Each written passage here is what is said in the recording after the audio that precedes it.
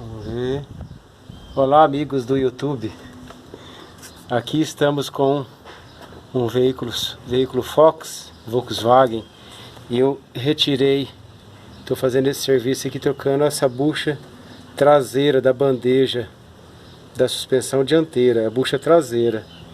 O que acontece? O mecânico que fez o último serviço, ele usou uma técnica para remover essa bucha aqui, que ele acabou danificando, riscando todo esse suporte de alumínio. Então tá todo riscado, todo deformado. Com isso, a gente encontra dificuldade para estar encaixando a bucha nova, que é essa aqui. Inclusive, aqui já dá para falar também sobre a posição de montagem. Ela tem esse pininho aqui de borracha, que é um guia para posicionar ela corretamente. Aqui, ó, a referência é na parte de baixo.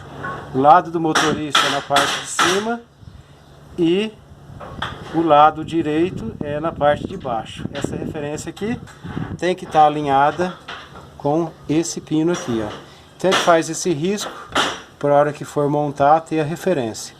Aí o que acontece? O fato disso aqui, essa peça de alumínio estar danificada, ela dificulta o encaixe dessa outra bucha aqui, ó.